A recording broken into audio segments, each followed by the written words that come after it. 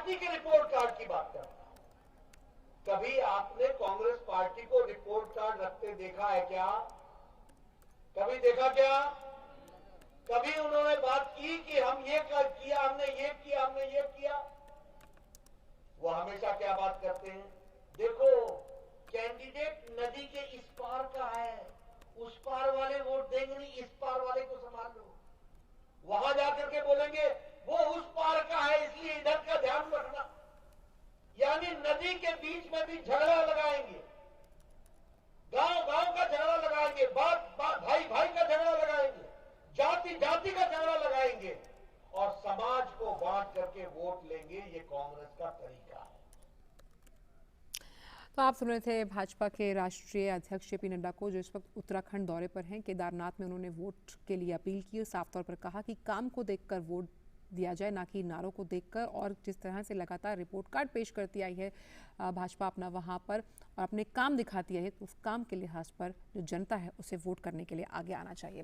तो फिलहाल समाचारों में इतना ही। दीजिए इजाजत, नमस्कार।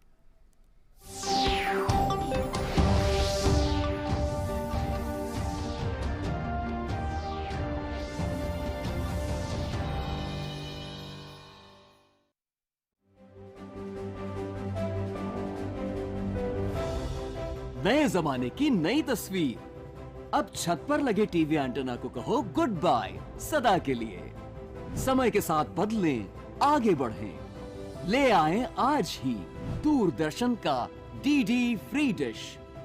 इसमें है आपके पसंदीदा 100 से ज्यादा टीवी चैनल्स। इसके अलावा 51 एजुकेशनल यानी पढ़ाई लिखाई वाले चैनल्स और 48 रेडियो चैनल्स। और तो और, सेट टॉप बॉक्स लगवाने के बाद कोई खर्चा नहीं, बिल्कुल नहीं। डिजिटल क्रांति की ओर एक कदम और आपका डीडी फ्री डिश।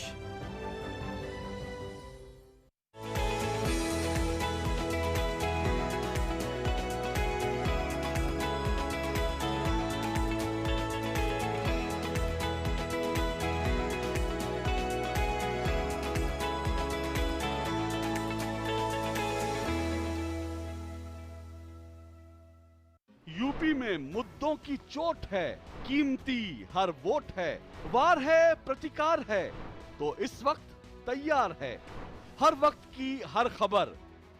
इस वक्त में सब पर नजर। देखिए इस वक्त सोमवार से शुक्रवार रोज दोपहर 2 बजे सिर्फ डीडी न्यूज पर।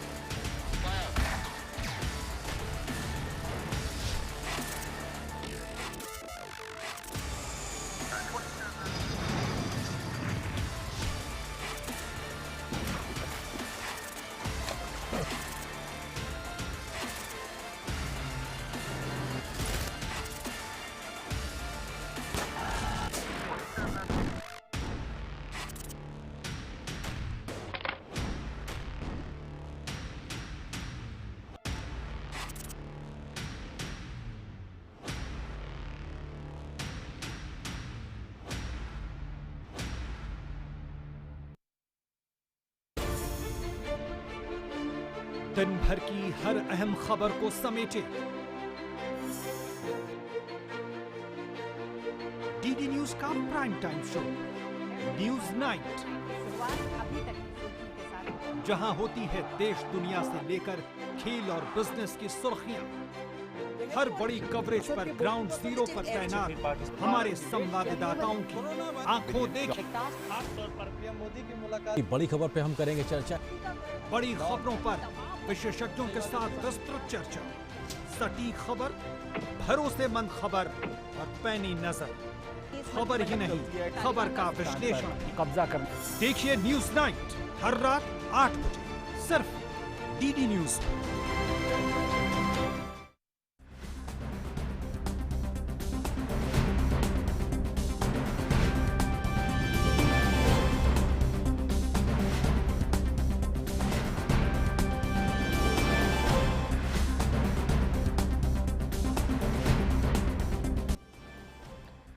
नमस्कार, स्वागत है आप सभी का डीडी न्यूज पर। आप देख रहे हैं मिड डे प्राइम। मैं हूं ऋतु वर्मा। अगले 1 घंटे में हम बात करेंगे देश भर की बड़ी खबरों की, बताएंगे कि दुनिया भर में कौन कौन सी खबरों पर है सबकी नजर, क्या चल रहा है खेल और अर्थ जगत में, और कुछ झलकियां फिल्म, कला, संस्कृति के क्षेत्र से भी। लेकिन सबसे पहले बड़ी खबरें। उत्तर प्रदेश विधानसभा चुनाव के पहले चरण के लिए मतदान कल, सभी तैयारियां पूरी। निष्पक्ष और स्वतंत्र चुनाव के लिए सुरक्षा के पुख्ता बंदोबस्त। यूपी में 5वें चरण और मणिपुर में पहले चरण के लिए नामांकन पत्रों की जांच आज।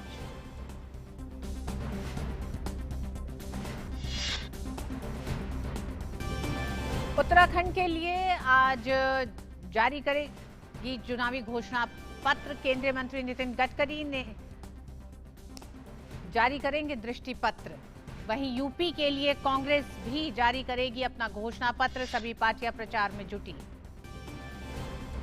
स्कूल और कॉलेज में हिजाब के मसले पर कर्नाटक हाईकोर्ट में आज भी जारी रहेगी सुनवाई। कर्नाटक सरकार ने राज्य के सभी हाई स्कूल और कॉलेजों को अगले 3 दिनों के लिए किया बंद। –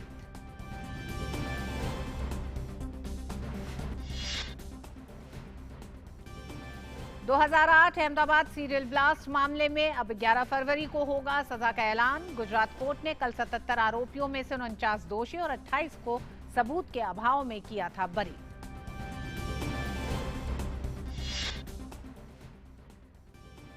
प्रधानमंत्री जस्टिन ट्रूडो के खिलाफ कनाडा में ट्रक ड्राइवरों का प्रदर्शन जारी। ट्रूडो ने की कड़ी निंदा। भारत ने कनाडा में रहने वाले अपने नागरिकों को प्रदर्शन के स्थानों से बचने की दी सलाह। सहायता के लिए विशेष आपात हेल्पलाइन नंबर किया जारी।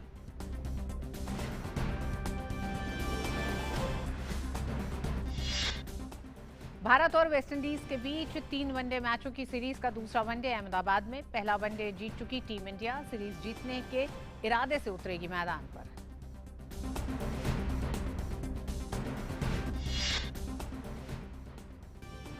भारत ने FIH pro league hockey tournament में शानदार जीत के साथ किया आगाज। पहले मुकाबले में फ्रांस को 5-0 से हराया। आज दक्षिण अफ्रीका से होगा सामना।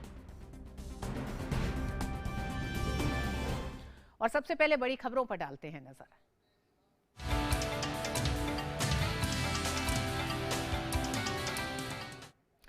उत्तर प्रदेश में विधानसभा चुनाव के पहले चरण के लिए सभी प्रबंध किए जा रहे हैं। इस चरण में कल पश्चिमी उत्तर प्रदेश की 58 सीटों पर वोट डाले जाएंगे। राज्य में 10 फरवरी से 7 मार्च तक 7 चरणों में मतदान होगा। जिन जिलों में पहले चरण में वोट डाले जाएंगे उनमें हापुड़, गाजियाबाद, गौतम बुद्ध नगर, बागपत, शामली, मुजफ्फरनगर, बुलंदशहर, मेरठ, मथुरा, आगरा और अलीगढ़ शामिल है। पहले चरण की 58 सीटों में से 9 सीटें अनुसूचित जाति के लिए आरक्षित हैं। इन सीटों के लिए कुल 623 उम्मीदवार अपनी किस्मत आजमा रहे हैं। पहले चरण के लिए करीब 50,000 अर्धसैनिक बलों को तैनात किया गया है। इस चरण में राज्य सरकार के 9 मंत्रियों की राजनीतिक किस्मत का भी फैसला होगा, जिसमें थाना भवन सीट से उम्मीदवार गन्ना मंत्री सुरेश राणा, मुजफ्फरनगर से कपिल देव अग्रवाल, छाता से लक्ष्मी नारायण चौधरी, गाजियाबाद से अतुल गर्ग, हस्तिनापुर से दिनेश खटीक और मथुरा शहर से श्रीकांत शर्मा मैदान में हैं। इन 58 सीटों में से पिछले विधानसभा चुनाव में भारतीय जनता पार्टी ने 53 सीटों पर जीत हासिल की थी। वहीं 2-2 सीटें समाजवादी पार्टी और बहुजन समाज पार्टी को मिली थी, जबकि 1 सीट राष्ट्रीय लोकदल के खाते में गई थी। और भारतीय जनता पार्टी आज उत्तराखंड विधानसभा चुनाव के लिए अपना घोषणा पत्र जारी करेगी। भाजपा ने अपने घोषणा पत्र को दृष्टि पत्र नाम दिया है। भाजपा के वरिष्ठ नेता और केंद्रीय मंत्री नितिन गडकरी और प्रहलाद जोशी देहरादून में पार्टी का दृष्टि पत्र जारी करेंगे। इस मौके पर राज्य के मुख्यमंत्री पुष्कर सिंह धामी, भाजपा प्रदेश अध्यक्ष मदन कौशिक उपस्थित रहेंगे। इससे पहले भाजपा ने अपने दृष्टि पत्र जनता के अनुरूप बनाने के क्रम में 70 विधानसभा में संचालित LED रथों में लगी जन सुझाव पेटिका एकत्रीकरण अभियान चलाया था। इस अभियान में 120 सुझाव पेटिका और ऑनलाइन माध्यम से कुल 78,610 सुझाव प्राप्त हुए थे। उत्तराखंड के पूर्व मुख्यमंत्री और पूर्व केंद्रीय मंत्री रहे डॉक्टर रमेश पोखरियाल निशंक को दृष्टि पत्र का संयोजक बनाया गया था। भाजपा का कहना है कि यह एक अद्भुत दृष्टि पत्र होगा, जनता के लिए जनता का दृष्टिपथ होगा। इसे अनुसूचित जाति, अनुसूचित जनजाति, पिछड़ा वर्ग, किसान, श्रमिक, मजदूर के सुझावों का विश्लेषण और परामर्श करके बनाया गया है। उत्तराखंड की 70 सीटों पर एक चरण में 14 फरवरी को मतदान होना है।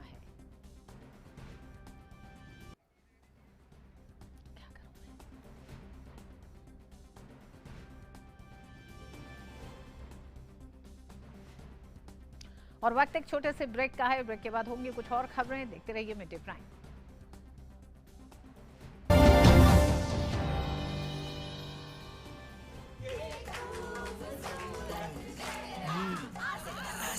नींबू पानी लेगा? अरे कोई ज्वाइन लाओ। अरे ये सब छोड़ो, इनो लो। इनो ये एसिडिटी पे काम शुरू करे सिर्फ 6 सेकंड में। आज मैं ऊपर जब पैर तले से दिन गुजरे, सर के ऊपर से रात चले, तामीर करे नगरी नगरी, जब कारीगर का हाथ चले। वंडर सीमेंट, जब दिल में हो जज्बात तभी होती है एक परफेक्ट शुरुआत। होंगे बच्चे स्वस्थ भले, भूलेगा बचपन, इन्हें पिलाओ मुगली घुट्टी 555।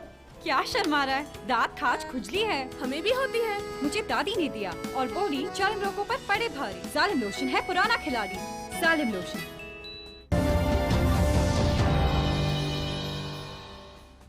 और एक बार फिर आप सभी का स्वागत है मिड डे प्राइम में। जैसा कि 7 चरणों के चुनाव की, उत्तर प्रदेश के चुनाव की कल शुरुआत होने जा रही है।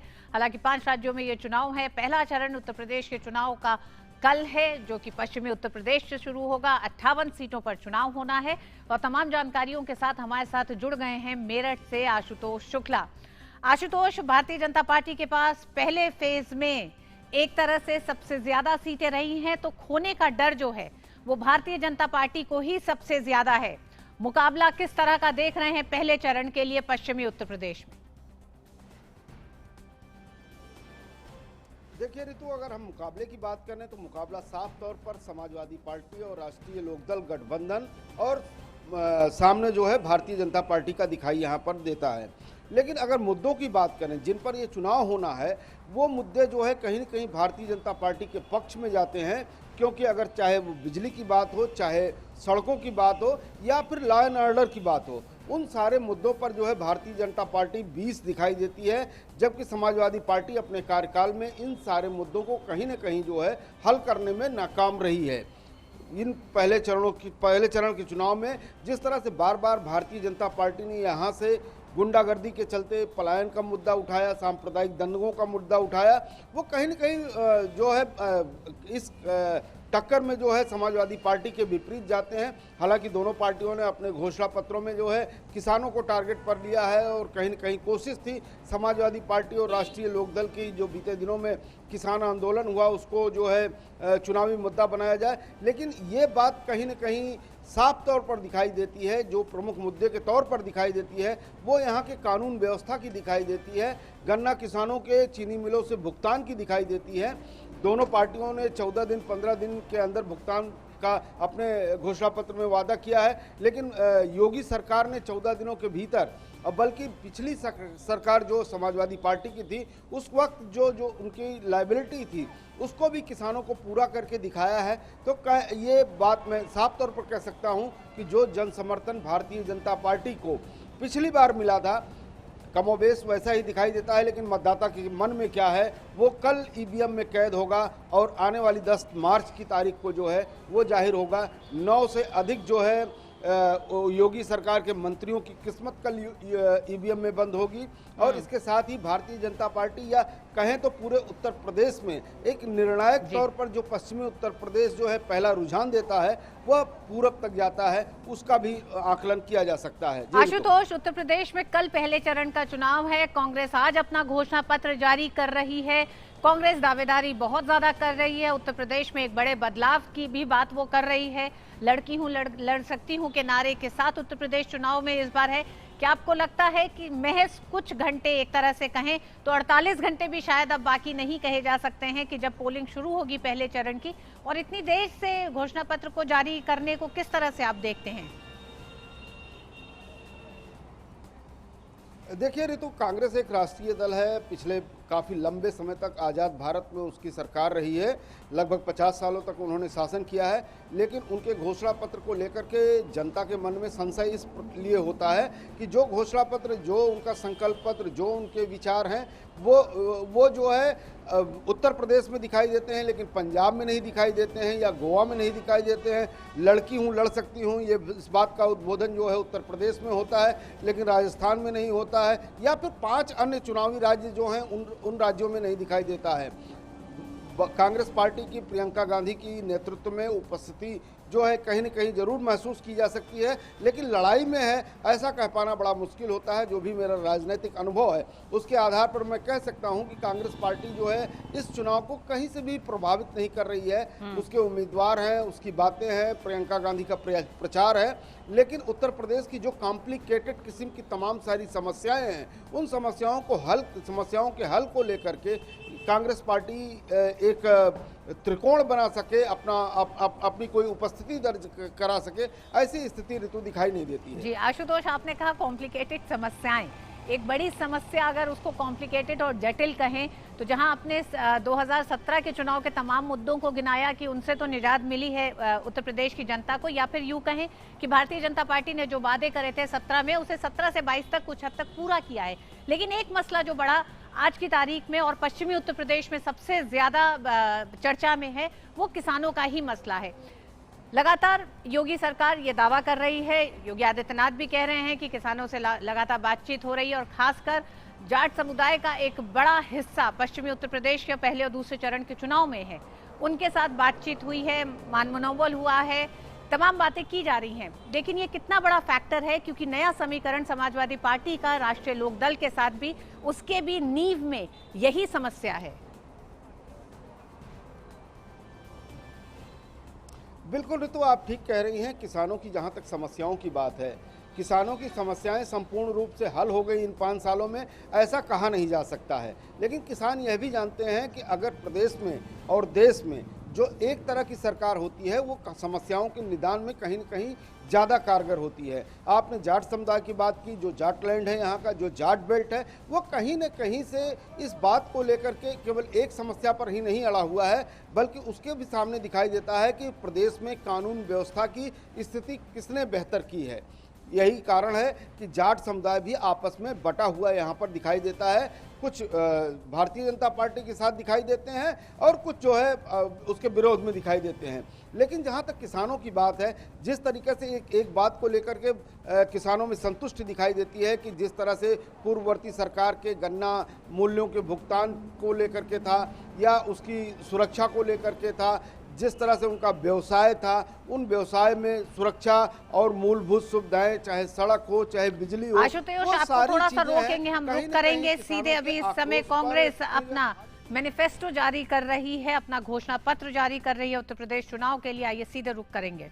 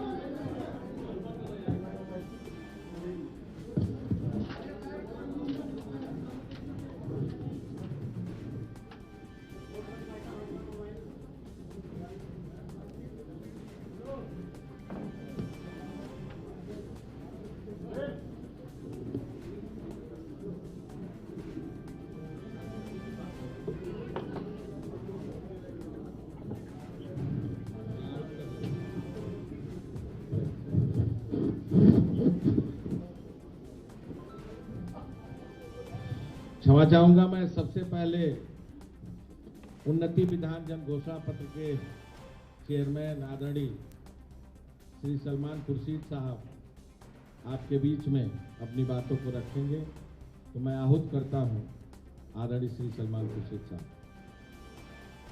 धन्यवाद अध्यक्ष जी।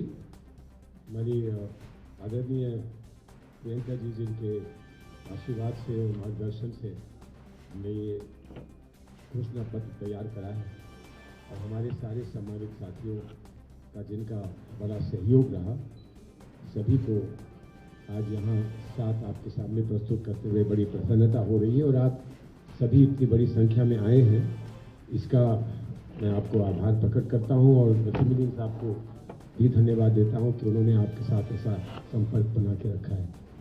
बहुत चंद शब्दों में मैं आपको बताऊं कि ये हमारा तीसरा घोषणा पत्र है।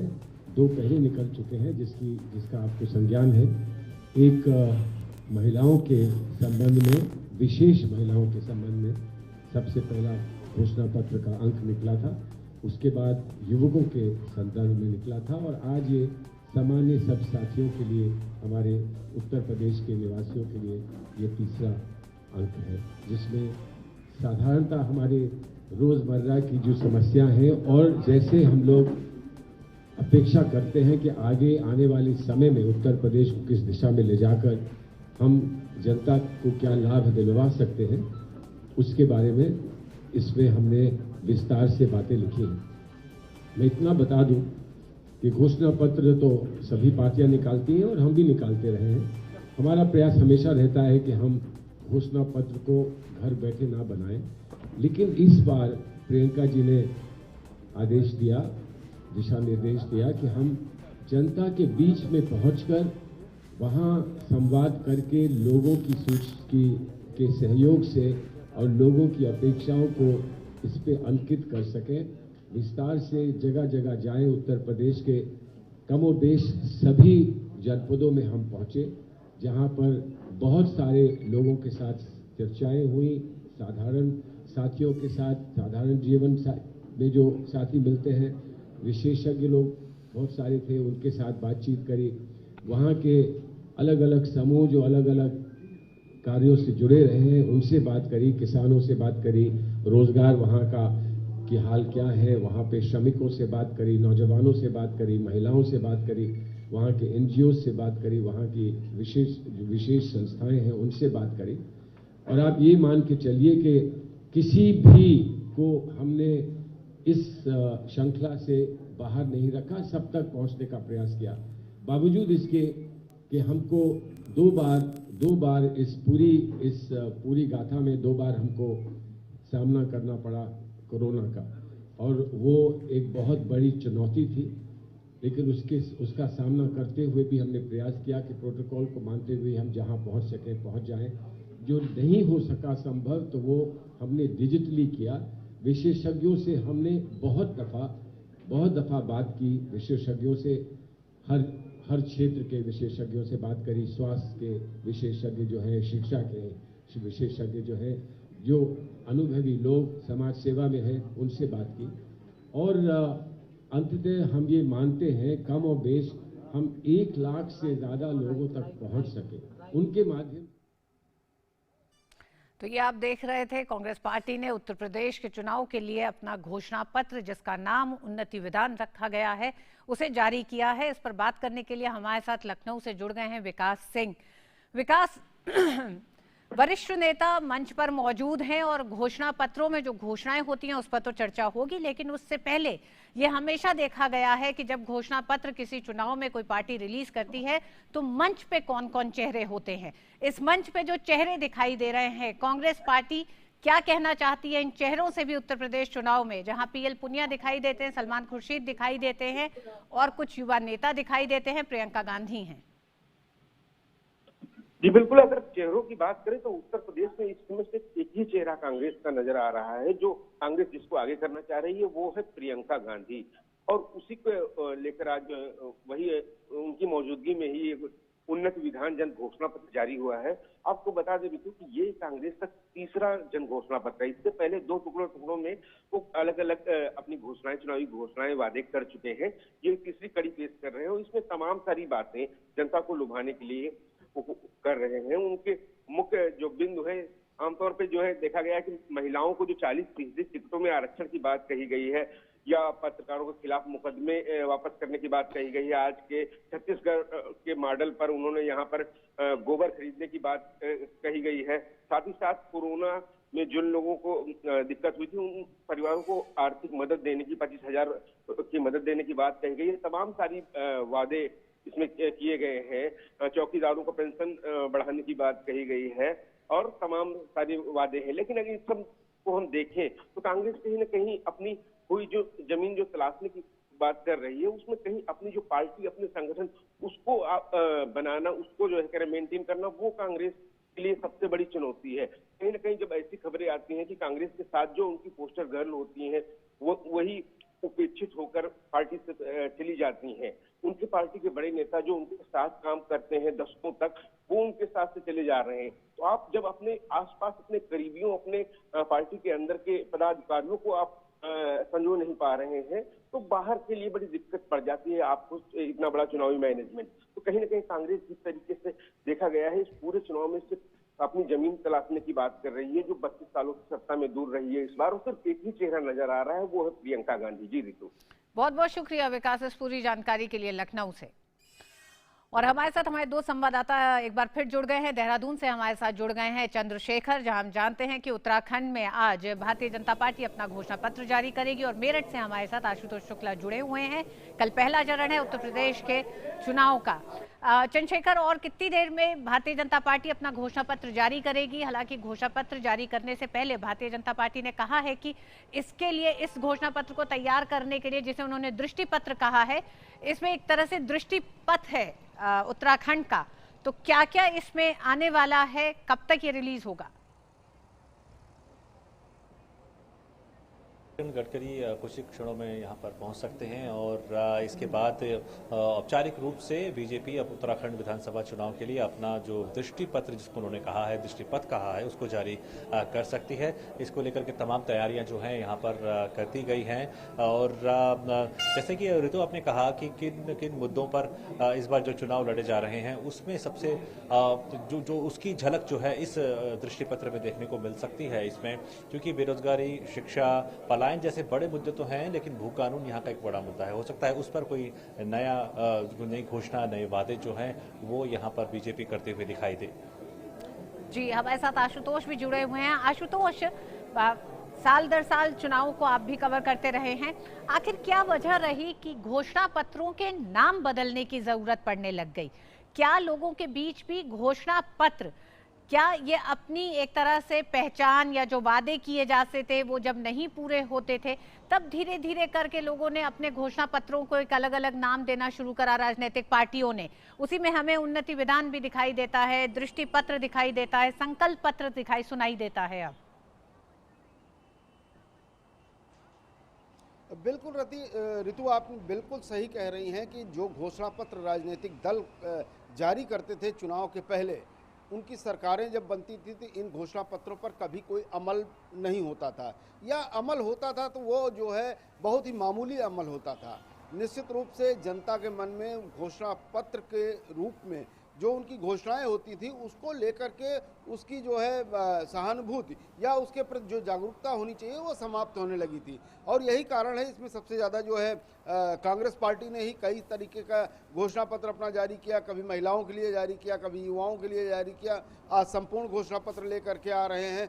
भारतीय जनता पार्टी ने भी संकल्प पत्र जारी किया। हालांकि भारतीय जनता पार्टी का दावा है कि उन्होंने 2017 में जो संकल्प पत्र जारी किया था उसमें अधिकांश हिस्सों को कवर किया है, और इसको लेकर के मुख्यमंत्री योगी आदित्यनाथ अपना रिपोर्ट कार्ड लेके आए थे। उन्होंने पूरी जनता के सामने, प्रेस के सामने इस बात को रेखांकित करने की कोशिश की थी कि जो वादे उन्होंने किए थे बिल्कुल आशुतोष किए हैं। कांग्रेस पार्टी हो, चाहे समाजवादी पार्टी हो, चाहे बहुजन समाज पार्टी, हाँ, सभी राजनीतिक पार्टियों ने अपने कहीं कहीं अप्रासंगिक हो रहे थे। जी, अप्रासंगिक हो रहे थे, तो इसलिए घोषणा पत्रों के नामों को बदलना शुरू करा। बहुत बहुत शुक्रिया आशुतोष आपका भी, चंद्रशेखर आपका भी। एक बार फिर आइए हम एक बार फिर हम रुख करेंगे लखनऊ का ही, जहां पर इस समय प्रियंका गांधी अपना घोषणा पत्र जारी करने के बाद अपनी बातों को रख रही हैं। हम रोजगार और पैदा करवाएंगे। इसके साथ साथ हमने पहले भी कहा है कि 40% रोजगार पहले के जो आरक्षण है उनके तहत महिलाओं को दिए जाएंगे। अगर कोई भी बीमारी हो तो सरकार की तरफ से 10 लाख रुपए तक इलाज मुफ्त मिलेगा। आवारा पशु की बहुत बड़ी समस्या है उत्तर प्रदेश में। कम पार्टियां इसके बारे में बात करती हैं, लेकिन सच्चाई ये है कि किसान बहुत त्रस्त हैं। और हमने अपने अनुभव में, जो हमारी छत्तीसगढ़ में कांग्रेस की सरकार है, उन्होंने एक पूरी योजना बनाई कि इससे हम किस तरह से इस समस्या को हम हल कर पाएँ। इसके मुख्य बिंदु हमारी उन्नति विधान में हैं, लेकिन मैं यहाँ कहना चाहती हूँ कि जिन जिन को आवारा पशुओं के नुकसान को झेलना पड़ा है, उन्हें 3,000 रुपए का मुआवजा दिया जाएगा और एक गोधन न्याय योजना शुरू की जाएगी, जिसके काफ़ी ज़्यादा एलिमेंट्स होंगे, लेकिन एक एलिमेंट ये है कि 2 रुपए किलो में गोबर खरीदा जाएगा। ये छत्तीसगढ़ में हो रहा है और फिर उस गोबर को वर्मी कंपोस्टिंग में सेल्फ हेल्प ग्रुप्स द्वारा इस्तेमाल किया जाता है, तो इससे बहुत सुविधा होती है। छोटे और मझोले उद्योगों के लिए देखिए, हम सब ने देखा है, आपने हाल ही में बागपत में एक छोटे व्यापारी की हालत देखी और हम सब ने वो बहुत ही दुखद घटना एक तो फेसबुक पे लाइव हुई और हमें पता चला कि उनकी पत्नी की मृत्यु भी हुई है। बहुत ही ज़्यादा दुखद ये घटना हुई, लेकिन ये हम पूरे प्रदेश भर में देख रहे हैं। चाहे मैं नोएडा में गई प्रचार करने के लिए, चाहे मैं बुंदेलखंड गई, चाहे झांसी में थी, चाहे यहाँ पे लखनऊ में हो, चाहे जहाँ भी मैं जा रही हूँ, ये देखने को मिल रहा है कि जो छोटे व्यापारी हैं और मझोले व्यापारी हैं, वो एकदम इतने त्रस्त हैं और परेशान हैं क्योंकि उनके लिए एकदम कोई भी सपोर्ट, समर्थन सरकार की तरफ से नहीं आया है। और चाहे नोटबंदी हो, चाहे उसके बाद जीएसटी हो और उसके बाद जो कोरोना का लॉकडाउन हुआ, सबसे बड़ा प्रभाव इन्हीं व्यापारियों पे हुआ है। तो चाहे छोटे दुकानदार हों, छोटा मैन्युफैक्चरिंग यूनिट हो, बहुत ही ज़्यादा असुविधा हुई। लेकिन सरकार की तरफ से बहुत दुख की बात है कि इनके लिए कोई सपोर्ट नहीं मिला। तो आप देख रहे थे नारी विधान, भर्ती विधान के बाद आज कांग्रेस ने उत्तर प्रदेश चुनाव में अपना उन्नति विधान, जिसे जन घोषणा पत्र कहा गया, उसे जारी किया है और उसको विस्तार से कांग्रेस की नेता प्रियंका गांधी उसके बारे में जनता के बीच बात कर रही थी। और आइए अब बात करते हैं ताज़ा खबर की।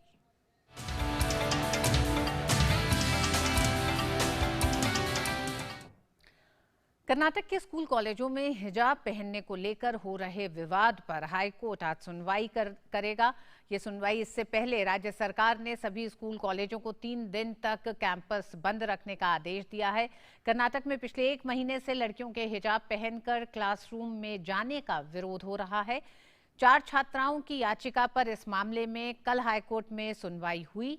इस दौरान जस्टिस कृष्णा दीक्षित ने कहा कि हम कारणों और कानून के मुताबिक चलेंगे। साथ ही उन्होंने कहा कि एक मामले में जो भी फैसला होगा वह सभी याचिकाओं पर लागू होगा। कर्नाटक के उडुपी में 1 जनवरी को हिजाब पर यह विवाद शुरू हुआ, जिसके बाद शिमोगा सहित कई जिलों में इस पर विरोध प्रदर्शन होने लगे।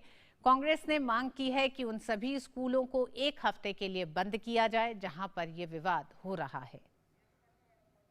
कर्नाटक में चल रहे हिजाब के विवाद पर सरकार ने अपना पक्ष रखते हुए स्कूलों में ड्रेस कोड की अनिवार्यता की वकालत की है।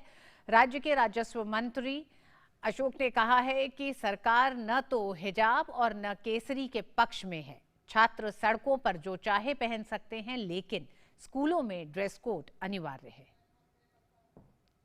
Opposition party is doing the politics in this, especially the Congress. So I think they are behind this politics. The government is very straightforward. We are not in favor of hijab or kesari. Okay. We have only dress code is the our rule. और हिजाब मामले पर high court में सुनवाई चल रही है। अधिक जानकारी के लिए बात करते हैं अपनी संवाददाता आयशा खानम से।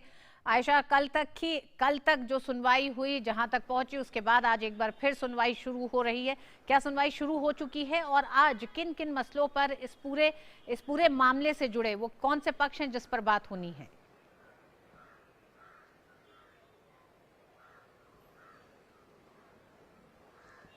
जी देखिए, हाईकोर्ट में सुनवाई 2:30 बजे के आसपास शुरू होगी, क्योंकि मामला लिस्टेड रहा 2:30 बजे के लिए। तो इस दौरान ये बहस होगी कि किस तरह से कल जो पेटिशनर्स हैं, जो लड़कियां हैं, इस पेटिशन को जो दर्ज किया है जिन लड़कियों ने, वो इस मसले पर आज भी दावा रखेंगे कि हिजाब पहनना उनका अधिकार है। तो ये उनके वकील भी कोर्ट में कल भी इस मुद्दे पर बहस करते रहे और आज भी इस मुद्दे पर बहस होगी। और खास बात यह है कि कर्नाटक सरकार ने साफ कह दिया, क्योंकि कर्नाटक सरकार ने जो गवर्नमेंट ऑर्डर जो सर्कुलर जारी किया था, उसमें साफ कह दिया था कि यूनिफॉर्म रूल्स के तहत ये लड़कियां हिजाब पहनकर,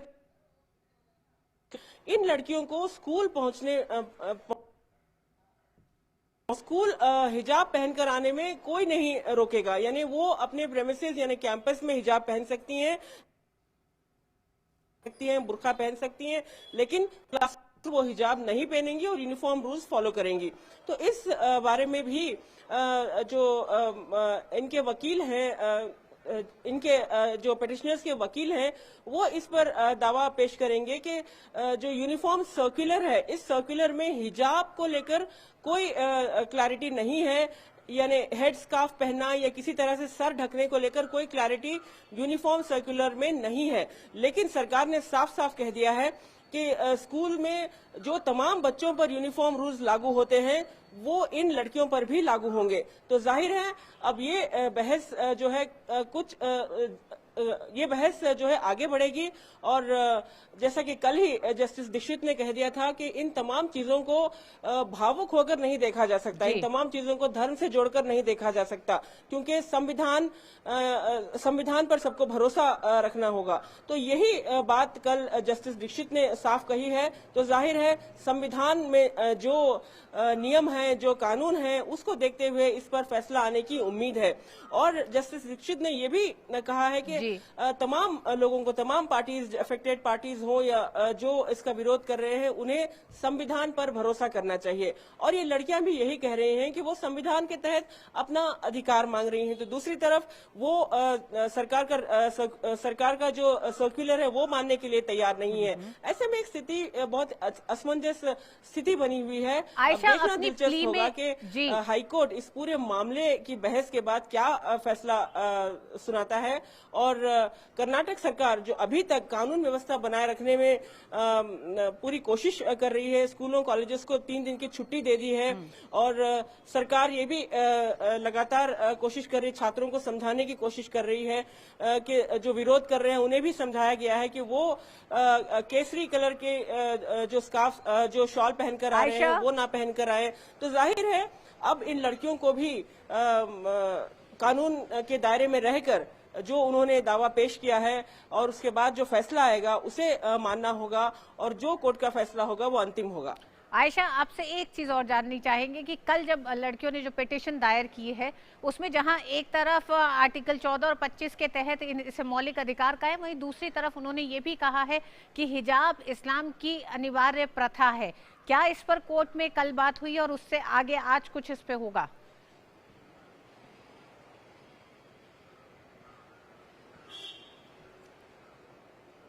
जी बिल्कुल, कोर्ट ने इस पहलू पर भी कल गौर किया और कोर्ट में इस पूरे मामले पर पूरी क्लैरिटी की मांग की। और जो दावा इन लड़कियों ने किया और उन्होंने कहा कि ये उनका अधिकार है, मजहबी अधिकार है, धार्मिक अधिकार है। तो इसके चलते कोर्ट ने बहस के दौरान ही कुरान में जो आयतें हैं, जो वर्सेस हैं, उनमें क्या लिखा है ये भी पूछा, इस पर भी सफाई मांगी और ये भी जानने की कोशिश की कि क्या हिजाब हिजाब उसी तरह से पहना जाता है जिस तरह से ये लड़कियां पहनकर कॉलेज पहुंच रही हैं। और जो कुरान में कहा गया है कि उन्हें अपनी मॉडेस्टी छुपाने के लिए हिजाब पहनना है, तो वो हिजाब किस तरह से पहनना है उसको लेकर कोर्ट में भी काफी चर्चा हुई है। तो अब ये देखना होगा कि हिजाब का जो मसला एक सुर्खियों में छा गया है, अब ये हिजाब क्या रूप लेता है, क्योंकि ये लड़कियां स्कूल तक पहुंचती हैं और उनका यूनिफॉर्म जो है सलवार कमीज और दुपट्टा है उनका यूनिफॉर्म। तो अब देखना ये होगा कि क्या ये काफी है या ना काफी है उनके अधिकारों के बिल्कुल विवाद का मसला आयशा क्लासरूम में हिजाब पहनना है कि नहीं, वहां जाकर है। देखते हैं आज कोर्ट आगे इस पर आगे सुनवाई में क्या सामने आता है। बहुत बहुत शुक्रिया अभी तक की जानकारी के लिए आयशा। और अब नजर डालते हैं अन्य राष्ट्रीय खबरों पर।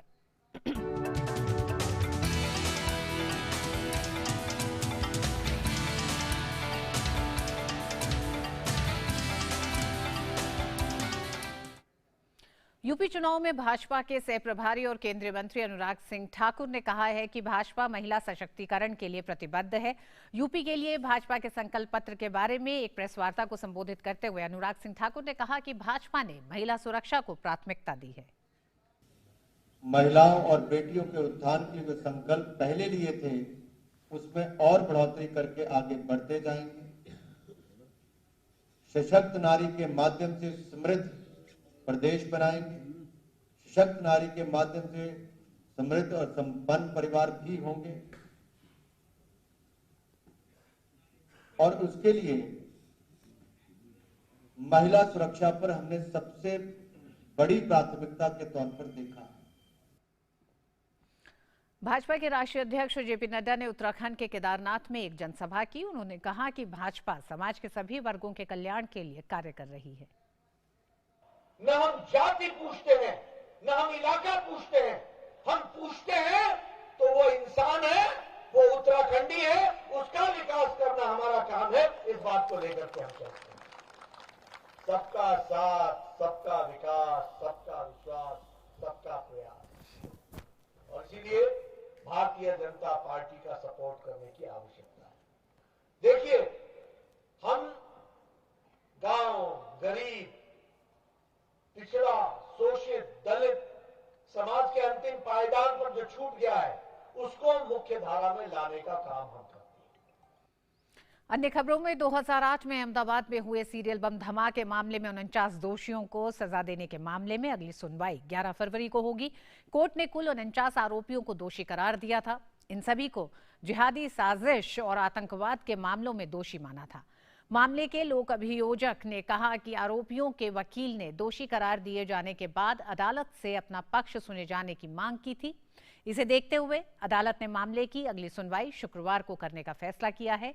26 जुलाई 2008 को अहमदाबाद में 70 मिनट के दौरान 21 बम धमाके हुए थे, जिसमें 56 लोगों की जान चली गई थी। अदालत ने इस मामले की सुनवाई पिछले साल सितंबर में पूरी कर ली थी। दिसंबर 2009 में शुरू हुए इस मुकदमे में 1100 लोगों की गवाही हुई। सबूत नहीं मिलने की वजह से कल 28 लोगों को बरी कर दिया गया।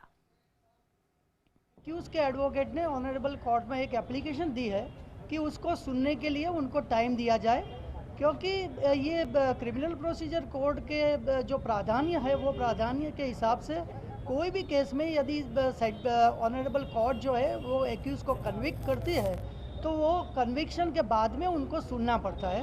आज तोहमत एक्यूज को 11 तारीख तक का वक्त दिया है और ये पेशी जो है वो 11 तारीख की रखी है। और ताज़ा जानकारी के लिए इस मामले पर बात करते हैं अपनी संवाददाता देवसी से। देवसी, आज कोर्ट में क्या क्या हुआ, इस पर एक तो जानना चाहेंगे, साथ ही साथ क्या इस तरह से क्योंकि आज क्वांटम ऑफ पनिशमेंट आना था, क्या ये पहले भी कभी हुआ है कि किसी केस में इस तरह से आगे किया गया हो?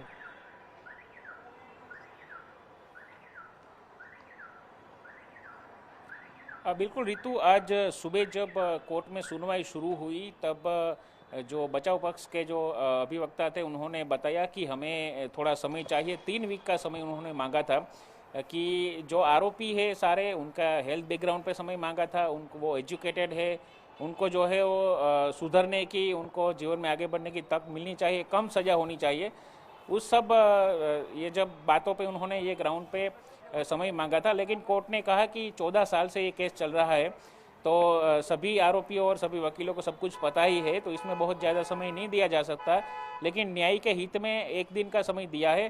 कल शाम 5 बजे तक जो अलग अलग जेलों में आरोपी बंद है, उन सभी से जो बचाव पक्ष के जो वकील है वो मिल सकेंगे और उनके पास से जो दस्तावेज है वो इकट्ठा कर सकेंगे। और 11 तारीख को सुबह 11:15 बजे सभी दस्तावेजों के साथ सबको उपस्थित रहने के लिए कोर्ट ने कहा है। कोर्ट ने एक बात ये भी कही है कि बचाव पक्ष ने कहा था कि सुधरने की तक मिलनी चाहिए, उनको जीवन में आगे बढ़ने की तक मिलनी चाहिए। तो कोर्ट ने कहा कि सभी लोग जो है वो वाल्मीकि नहीं बन सकते, सभी को सुधरने की तक नहीं मिल सकती, और ये जो उनका जो अपराध है वो आतंकवादी कृत्य है, तो इसमें बहुत ज़्यादा समय देने की कोई ज़रूरत नहीं लगती है कोर्ट को। तो अभी जो है वो 11 तारीख को ऋतु सुनवाई होगी क्वांटम ऑफ सेंटेंस पे, और आगे जो कोर्ट की प्रोसीजर है उससे हमें पता चला या कि किसको कितनी सज़ा मिल रही है और या आगे डेट बढ़ रही है। बहुत बहुत शुक्रिया देवसी पूरी जानकारी के लिए इस मामले पर।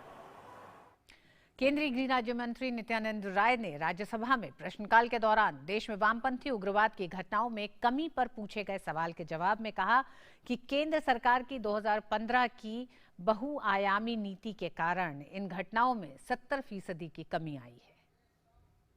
माननीय मोदी जी की सरकार ने वामपंथी उग्रवाद की समस्या को प्रभावी तरीके से हल करने के लिए राष्ट्रीय नीति और कार्य योजना को 2015 में मंजूरी दी, जो बहुआयामी कार्य नीति पर आधारित है। हिंसा की घटनाओं में 70% की उल्लेखनीय कमी आई है। इसके परिणाम स्वरूप मौतों में तो कमी आई ही है, भौगोलिक विस्तार में भी इसमें कमी आई है। विदेश मंत्री डॉक्टर एस जयशंकर अपने ऑस्ट्रेलियाई समकक्ष मारिस पायने के निमंत्रण पर 10 से 13 फरवरी को ऑस्ट्रेलिया की आधिकारिक यात्रा पर रहेंगे। विदेश मंत्री के रूप में ये उनकी पहली ऑस्ट्रेलिया यात्रा है। विदेश मंत्री ऑस्ट्रेलिया, जापान और संयुक्त राज्य अमेरिका के विदेश मंत्रियों के साथ मेलबर्न में 11 फरवरी को क्वाड के विदेश मंत्रियों की चौथी बैठक में भाग लेंगे। इस दौरान कई महत्वपूर्ण विषयों पर चर्चा होगी।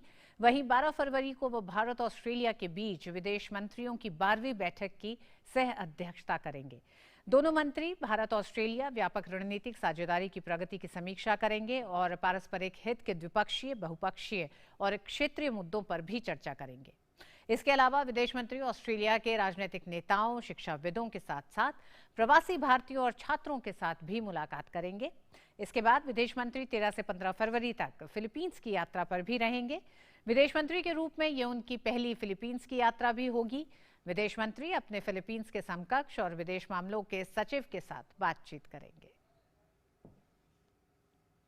केरल के पलक्कड़ इलाके में मलपुजा की पहाड़ियों पर 2 दिन से फंसे युवक को सेना ने बचा लिया है। सोमवार से फंसे इस युवक को बचाने की कोशिश की जा रही थी, लेकिन खाना पानी पहुंचाने के लिए भी बचाव दल अब तक इस युवक तक नहीं पहुंच पा रहा था।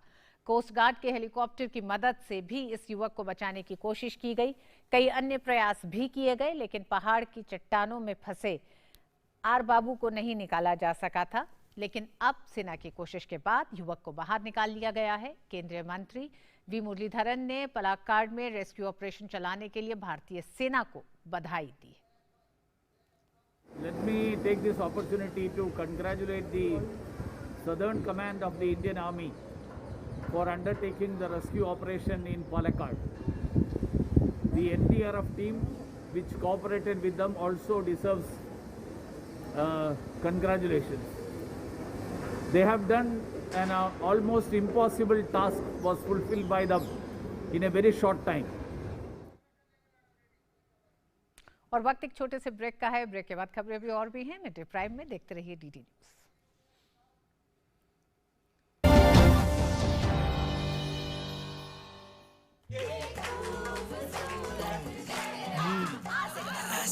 नींबू पानी लेगा? अरे कोई ज्वाइन लाओ। ये सब छोड़ो, इनो लो। इनो ये एसिडिटी पे काम शुरू करे सिर्फ 6 सेकंड में। आज मैं ऊपर, जब पैर तले से दिन गुजरे, सर के ऊपर से रात चले, तामीर करे नगरी नगरी, जब कारीगर का हाथ चले। वंडर सीमेंट, जब दिल में हो जज्बात तभी होती है एक परफेक्ट शुरुआत। होंगे बच्चे स्वस्थ भले फूलेगा बचपन, इन्हें पिलाओ मुगली घुट्टी 555। और अब बात उन खबरों की जो दुनिया भर में सुर्खियों में छाई हुई हैं।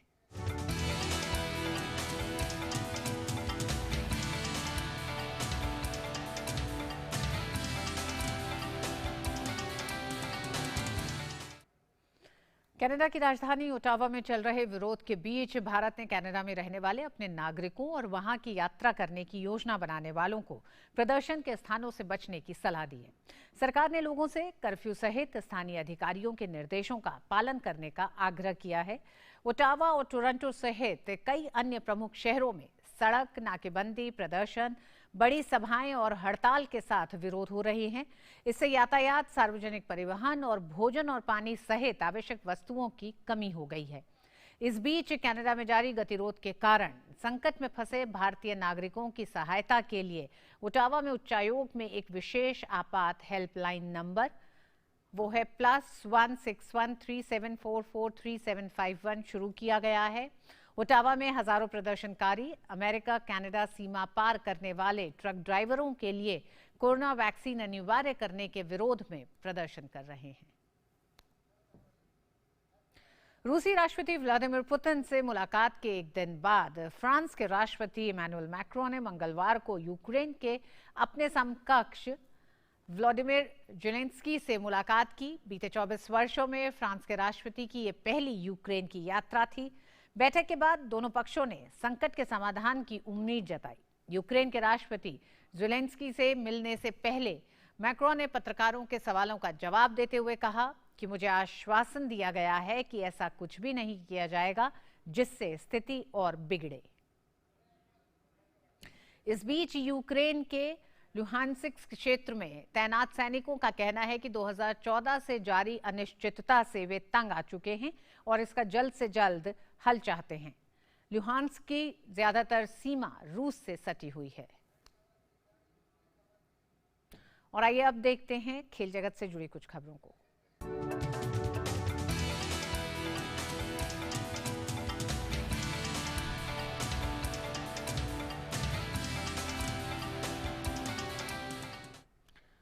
और हमारे साथ ही सहयोगी गौरव जुड़ गए हैं खेल की खबरों के साथ। जी गौरव, क्या हैं आज खबरें? शुक्रिया ऋतु। और खेल की खबरों की शुरुआत करेंगे क्रिकेट की खबर के साथ, जहां भारत और वेस्टइंडीज के बीच अहमदाबाद में दूसरा वनडे खेला जा रहा है। दूसरे वनडे में भारत ने कहना चाहिए कि टॉस भारत को हारना पड़ा। वेस्टइंडीज के कप्तान ने टॉस जीता और पहले गेंदबाजी करने का फैसला किया। ताज़ा समाचार मिलने तक भारत ने 1 विकेट के नुकसान पर 10 रन बना लिए हैं। आउट होने वाले बल्लेबाज रहे रोहित शर्मा, जो कि 5 के स्कोर पर केमार रोच की गेंद पर आउट हुए। वेस्टइंडीज की टीम में आज के मुकाबले में कप्तान कीरन पोलार्ड की जगह पर निकोलस पूरन जो हैं वो कप्तानी कर रहे हैं।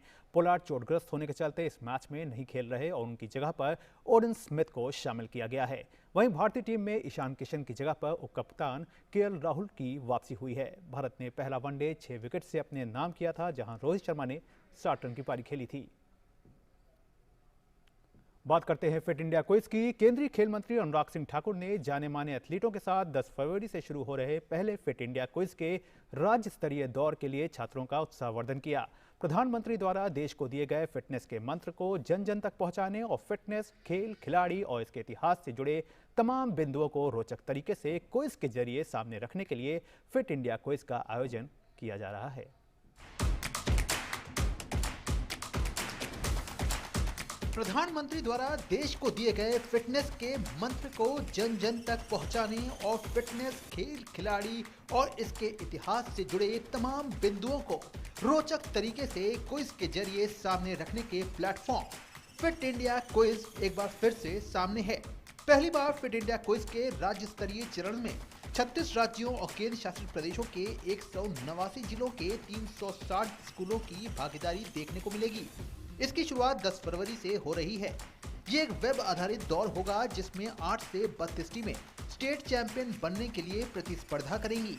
इसे सोशल मीडिया पर वेबकास्ट भी किया जाएगा।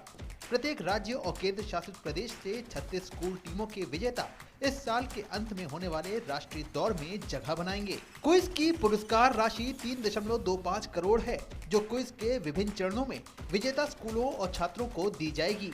माननीय प्रधानमंत्री श्री नरेंद्र मोदी जी के विजन फिट इंडिया मूवमेंट के द्वारा की गई इस पहल से जुड़ने का सभी देशवासियों से आह्वान करता हूँ। फिट इंडिया क्विज में देश के कोने कोने से भाग लेने वाले सभी विद्यार्थियों का अभिनंदन करता हूँ और आशा करता हूँ कि आप सभी जी जान लगाकर एवं दिमाग से फिट इंडिया क्विज में भाग लेंगे और अपने विद्यालय, परिजनों एवं राज्य का नाम रोशन करेंगे। बच्चों का हौसला बढ़ाने के लिए देश के कई जाने माने खिलाड़ियों ने भाग लेने वाले छात्रों को आगामी राउंड के लिए शुभकामनाएं दी। फिट इंडिया क्विज के सारे पार्टिसिपेंट को मेरी तरफ से ऑल द बेस्ट। क्या आपको लगता है कि आपका स्कूल है तैयार बनने के लिए इंडिया का पहला fit India quiz champion? Fit India movement लाया है इंडिया का सबसे बड़ा फिटनेस एंड स्पोर्ट्स क्विज, जिसमें आप जीत सकते हैं 3 करोड़ 25 लाख तक के प्राइजेस। तो आइए चेयर करें अपने स्टेट को बनने के लिए इंडिया का पहला fit India quiz champion. My best wishes to all the participants of Fit India Quiz for the state web round. Give your best and may the best state win. Fit India quiz सितंबर 2021 में launch किया गया था। Quiz का मुख्य उद्देश्य देश के समृद्ध खेल इतिहास के बारे में छात्रों के बीच जागरूकता पैदा करना और उन्हें देश के सदियों पुराने स्वदेशी खेलों और राष्ट्रीय और क्षेत्रीय खेल नायकों के बारे में बताना है। तपस भट्टाचार्य की रिपोर्ट, डीडी न्यूज, दिल्ली। बात करते हैं अब हॉकी की। ओलंपिक कांस्य पदक विजेता भारत ने FIH प्रो लीग हॉकी में अपने अभियान की शुरुआत धमाकेदार जीत के साथ की है। भारतीय टीम ने अपने पहले मुकाबले में मंगलवार को फ्रांस को 5-0 से हराने में सफलता पाई। भारत की तरफ से 5 गोल अलग अलग खिलाड़ियों ने किए। हरमनप्रीत सिंह और वरुण कुमार ने पेनल्टी कॉर्नर पर 21वें और 24वें मिनट में गोल करने में सफलता पाई।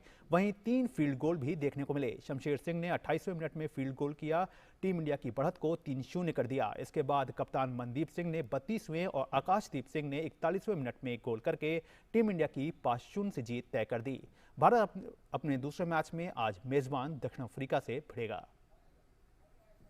अब बात करते हैं फुटबॉल की, जहां इंग्लिश प्रीमियर लीग में मैनचेस्टर यूनाइटेड की मुश्किलें खत्म होने का नाम नहीं ले रही हैं। मंगलवार की देर रात खेले गए लीग के एक मुकाबले में मैनचेस्टर यूनाइटेड को अंक तालिका में सबसे नीचे स्थित बर्नली के खिलाफ मुकाबला 1-1 से ड्रॉ करना पड़ा। पहले मैन्यू ने मुकाबले की शुरुआत में आक्रामक अंदाज में की और 18वें मिनट में मिडफील्डर पोग्बा के गोल की मदद से 1-0 की बढ़त बना ली। मैन्यू की ये बढ़त पहले हाफ का खेल खत्म होने तक बरकरार रही। दूसरे हाफ की शुरुआत में ही रॉड्रिगेज ने बर्नले के लिए गोल करके मुकाबले को 1-1 से बराबर कर दिया। इसके बाद मैनचेस्टर ने गोल करने के कई प्रयास किए, लेकिन बर्नले के मजबूत डिफेंस ने उनके हर इरादों पर पानी फेर दिया। इस मुकाबले के ड्रॉ हो जाने के बाद मैन्यू 5वें स्थान पर खिसक गई है। तो ये थी खेल जगत से जुड़ी हुई तमाम खबरें, लेकिन बाकी खबरों के लिए वापस रितु के पास। शुक्रिया गौरव इन तमाम खबरों के लिए। और आइए अब बारी हमारे अगले सेगमेंट लाइफ प्राइम की।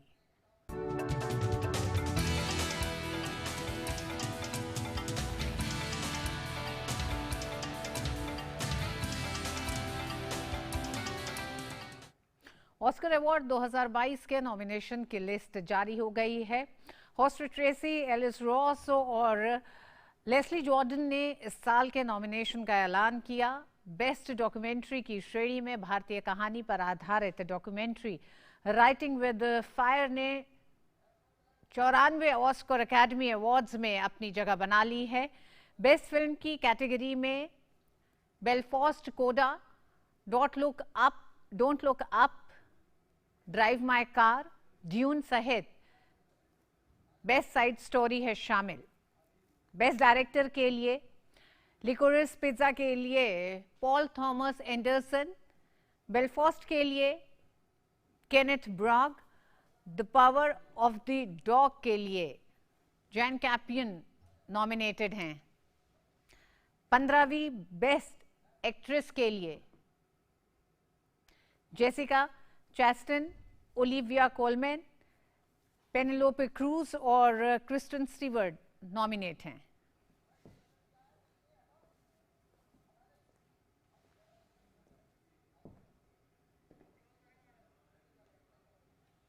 और इसी के साथ मिड डे प्राइम में आज बस इतना ही। डीडी न्यूज पे खबरें जारी रहेंगी। नमस्कार।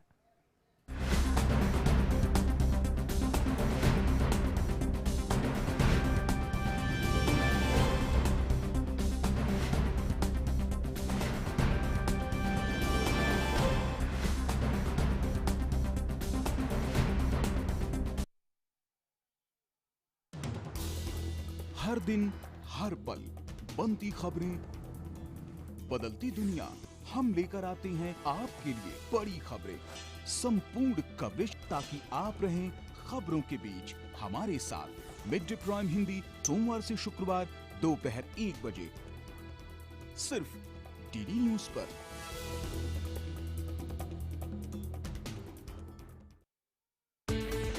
हर दिन बदलती दुनिया, हर पल बनती नई खबरें, खबरें जिनसे सरोकार है आपको, खबरें जो रोज जगाती हैं आपको। ताजा और वास्तविक समाचारों से दिन की सही शुरुआत डीडी न्यूज के साथ। नया सवेरा सोमवार से शुक्रवार सुबह 8 बजे सिर्फ डीडी न्यूज पर।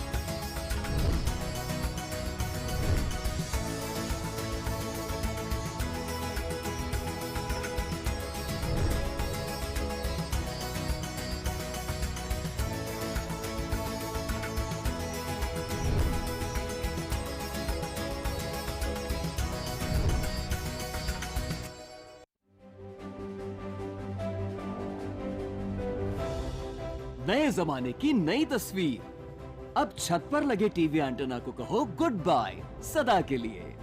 समय के साथ बदलें, आगे बढ़ें। ले आए आज ही दूरदर्शन का डीडी फ्री डिश।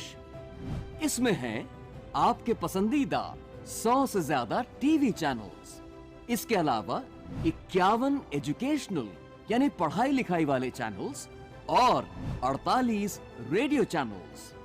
और तो और सेट टॉप बॉक्स लगवाने के बाद कोई खर्चा नहीं, बिल्कुल नहीं। डिजिटल क्रांति की ओर एक कदम और आपका DD free dish.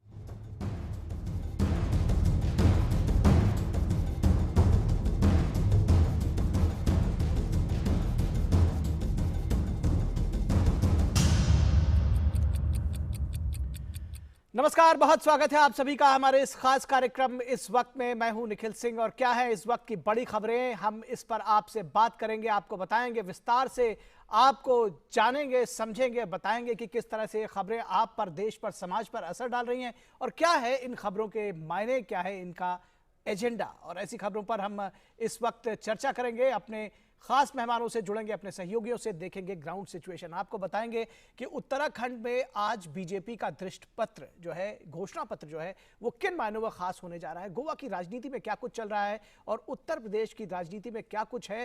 Priyanka Gandhi किस तरह से आज अपना उन्होंने घोषणा पत्र जारी किया है। लेकिन देखते हैं क्या है हेडलाइंस। उत्तर प्रदेश विधानसभा चुनाव के पहले चरण के लिए मतदान कल, सभी तैयारियां पूरी। निष्पक्ष और स्वतंत्र चुनाव के लिए सुरक्षा के पुख्ता बंदोबस्त। यूपी में 5वें चरण और मणिपुर में पहले चरण के लिए नामांकन पत्रों की जांच आज। उत्तराखंड के लिए भाजपा जारी कर रही है चुनावी घोषणा पत्र। केंद्रीय मंत्री नितिन गडकरी जारी कर रहे हैं दृष्टि पत्र। वहीं यूपी के लिए कांग्रेस ने भी जारी किया अपना घोषणा पत्र। सभी दल कर रहे हैं महिला सशक्तिकरण की बात।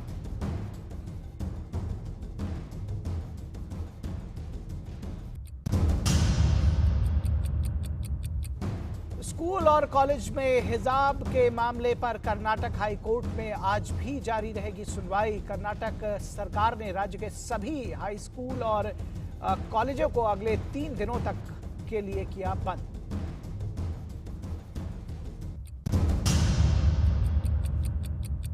और गोवा में आज अमित शाह और राजनाथ सिंह की पब्लिक मीटिंग और घर घर दस्तक अभियान। बहुकोणीय संघर्ष में फंसे गोवा में बीजेपी और कांग्रेस दोनों ही का विकास और स्थायी सरकार पर जोर।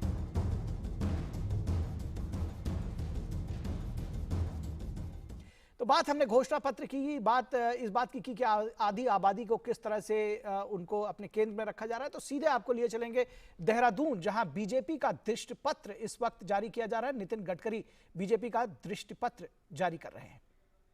आज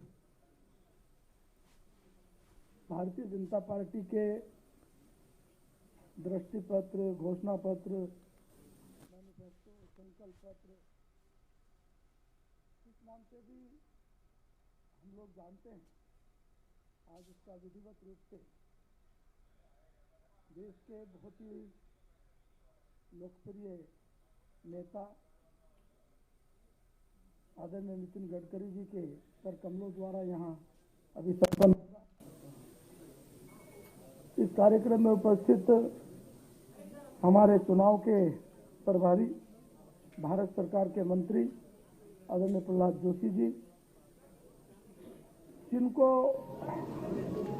इस कमेटी को हेड करने के लिए अध्यक्ष की जिम्मेदारी दी गई थी, पूर्व मुख्यमंत्री, पूर्व केंद्रीय मंत्री आदरणीय निशंक जी, पूर्व मुख्यमंत्री आदरणीय त्रिवेंद्र सिंह रावत जी, पूर्व मुख्यमंत्री आदरणीय तीरथ जी, हमारे सह प्रभारी आदरणीय सरदार आरती सिंह जी, बहन रेखा वर्मा जी जो संगठन की सह प्रभारी हैं, टिहरी की बहुत ही लोकप्रिय संदर महारानी साहिबा, हमारे मीडिया के यहाँ प्रभारी सुरेश जोशी जी, अन्य सभी हमारे सभी नेतागण, मीडिया के मित्रों, और जो लगातार इस दृष्टि पत्र को लेकर बैठ के कराना, बातचीत करना, तैयारी करवाना, सबसे बातचीत करना, ऐसे संचालन कर रहे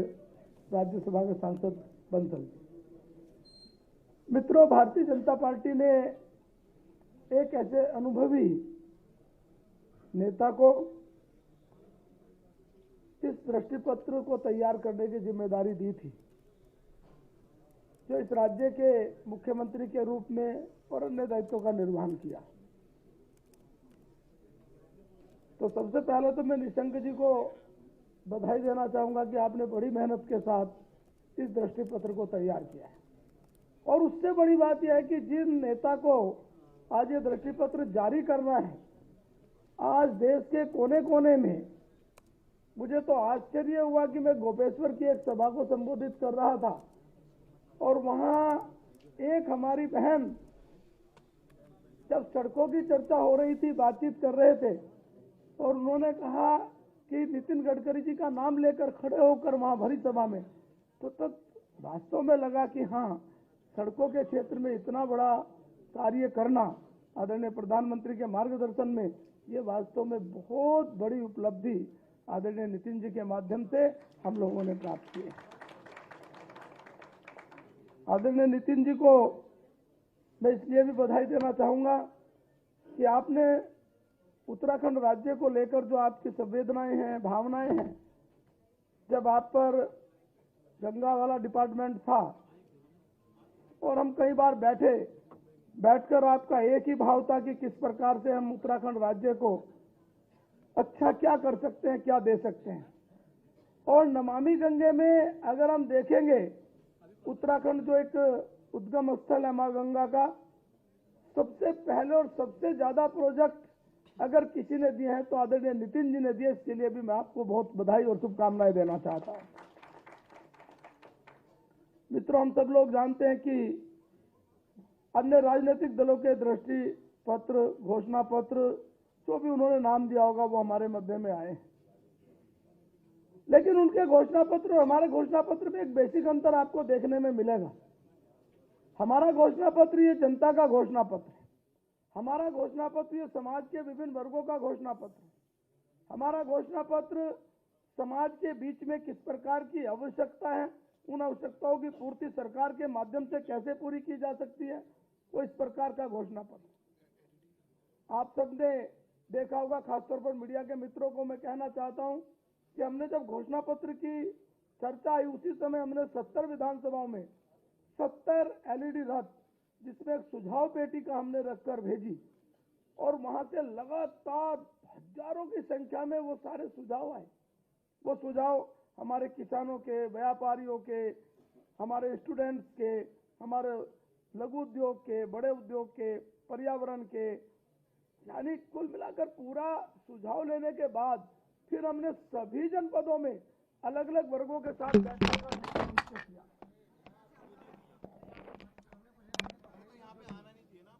और उस रिश्ते में कोरोना की गाइडलाइन आने के बाद भी जो एक बहुत बड़े रूप में कार्यक्रम का आयोजन होना था, हमने उसको थोड़ा, हो सकता है कि बहुत ज्यादा मात्रा में हम आपको ना बुला पाए हों। आपके माध्यम से जो एक और ज्यादा नीचे तक जाना चाहिए था, उसमें हमें समय का और कोरोना के पूरा प्रोटोकॉल का पालन करते हुए हमने कार्यक्रम किया है।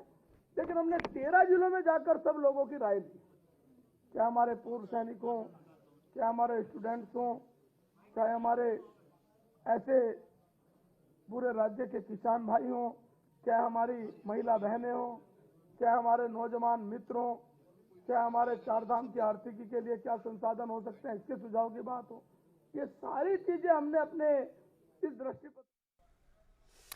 तो आप देख रहे थे घोषणा पत्र जारी करने की तैयारी है देहरादून में। हम आपको दिखाएंगे जब ये घोषणा पत्र जारी होगा क्या कुछ इसके मुख्य बिंदु है। लेकिन फिलहाल हम आपको बता दें कि घोषणा पत्र में ज्यादातर पार्टियां इस वक्त आधी आबादी की बात कर रही है और कहीं ना कहीं पूरा जो सिनेरियो है, जो सोशल इंजीनियरिंग है, जातिवाद से लेकर के जो तमाम चीजों पर टिका हुआ था, वो अब बदल गया है। उत्तर प्रदेश के चुनावी कैंपेन के बीच सियासी पार्टियों ने भी अपना अपना घोषणा पत्र जारी किया है और आज प्रियंका गांधी कांग्रेस को घोषणा पत्र को लेकर लखनऊ में है, ये उसको उन्होंने जारी किया है। और इस बार के चुनाव में महिला सशक्तिकरण सभी सियासी दलों का मुद्दा बना हुआ है। मासिक भत्ते से लेकर free LPG gas cylinder, laptop, scooty का ऐलान, ये सब सपा ने किया है और सपा का कहना है कि 12वीं पास लड़कियों को वो 36,000 रुपए भी देगी। महिला शिक्षकों को घर के पास पोस्टिंग का अधिकार रहेगा, ये समाजवादी पार्टी का कहना है। जबकि बीजेपी का महिला सुरक्षा पर जोर है, स्कूटी और LPG सिलेंडर्स की सौगात दे रही है। कांग्रेस का 40% टिकट के साथ नौकरी में आरक्षण दिए जाने की बात कही है। सियासी दलों में महिला वोटों को लेकर के अब चिंता बढ़ी है, ये बात समझने की है। तो कुल मिलाकर ये एक बड़ा एजेंडा है जिसको जानने समझने की जरूरत है। उत्तर प्रदेश के चुनावी कैंपेन के बीच सियासी पार्टियों ने अपना घोषणा पत्र जारी किया है। सपा ने जारी किया है, कांग्रेस ने आज जारी किया है। प्रियंका गांधी कांग्रेस के घोषणा पत्र को लेकर लखनऊ में है। बीजेपी भी इसको जारी कर चुकी है। इस बार के चुनाव में महिला सशक्तिकरण बना है सभी सियासी दलों का मुद्दा। मासिक भत्ते से लेकर free LPG gas cylinder, laptop, scooty का ऐलान किया है तमाम दलों ने। सपा 12वीं पास लड़कियों को देगी 36,000 रुपए महीने, 36,000 रुपए साल में। और बीजेपी का महिला सुरक्षा पर जोर है, स्कूटी और LPG सिलेंडर की सौगात है। इसके साथ ही साथ कांग्रेस का 40% टिकट के साथ नौकरी में आरक्षण देने की बात कही है कांग्रेस ने। और सियासी दलों में महिला वोटों को लेकर चिंता बढ़ी है क्योंकि महिलाओं के वोटिंग ट्रेंड को अब वो देख रहे हैं। महिलाएं विकास को तरजीह देती हैं, ये बात देखने की है।